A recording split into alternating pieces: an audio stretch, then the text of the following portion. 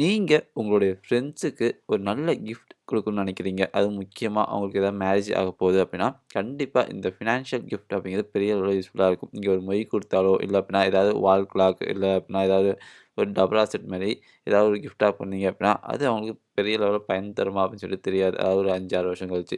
ஆனா, இதுவே உங்களுக்கு ஒரு புடிச்ச கம்பெனில ஒரு நல்ல ஸ்டாக்க வாங்கி, அத அவங்களுக்கு கிஃப்ட் பண்ணீங்க அப்டின்னா, ஒரு 5, 6 வருஷம் கழிச்சு அவங்களுக்கு அது பெரிய லெவல்ல யூஸ்ஃபுல்லா இருக்கும். ஸோ அது எப்படி அவங்களுக்கு கிஃப்ட் பண்றது அப்படின்னு தான் பார்க்க போறோம். இது வந்து உங்களுடைய குளோஸ் ஃப்ரெண்ட்ஸ் மட்டும் இல்ல, உங்களுடைய ஃபேமிலியில இருக்கிறவங்களுக்கு கூட நீங்க இத கிஃப்ட் பண்ணலாம். ஓகேவா? இப்ப பார்த்தீங்க அப்படின்னா, அதுக்கு நீங்க செய்ய வேண்டியது எல்லாமே ஒண்ணே ஒண்ணு தான். ஸோ இங்க உங்களுடைய யூசர் நேம் இருக்கு தெரியுமா? அத நீங்க கிளிக் பண்ணுங்க.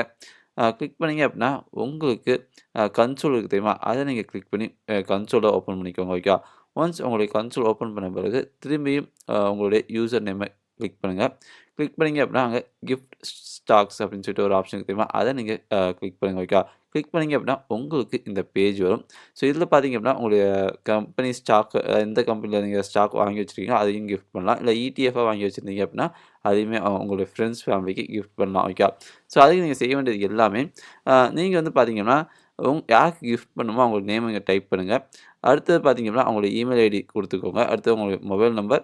அப்புறம் பார்த்தீங்கன்னா, ஏதாவது மெசேஜ் இருந்துச்சு அப்படின்னா, அதையுமே நீங்க டைப் பண்ணிக்கலாம். ஒன்ஸ் டைப் பண்ணி நீங்க கன்டின்யூ குடுத்தீங்க அப்படின்னா, நீங்க ஹோல்ட் பண்ணியிருக்கிற ஸ்டாக் எல்லாமே வரும். அதில எத நீங்க கிஃப்ட் பண்ணணும்னு நினைக்கிறீங்களோ, அத நீங்க வந்து உங்க ஃப்ரெண்ட்ஸ்க்கு வந்து கிஃப்ட் பண்ணலாம். ஓகேவா? ஒருவேள உங்க ஃப்ரெண்ட்ஸ்க்கு வந்து ஜீரோதா அக்கவுண்ட் இல்ல அப்படின்னாலுமே, நீங்க கன்டின்யூ குடுத்து எந்த ஸ்டாக் அனுப்பணும்னு நினைக்கிறீங்களோ, அது வந்து பார்த்தீங்கன்னா, உங்களுக்கு ஒரு லிங்கா கிரியேட் ஆகி அவங்களுடைய மொபைல் நம்பர், இமெயில் ஐடிக்கு போயிடும். அத அவங்க கிளிக் பண்ணி ஜீரோதா அக்கவுண்ட் ஓப்பன் பண்ணாங்க அப்படின்னா, உங்களுடைய ஸ்டாக் வந்து அவங்களுக்கு வந்து கிஃப்ட்டா போய் சேர்ந்துரும். ஓகேவா?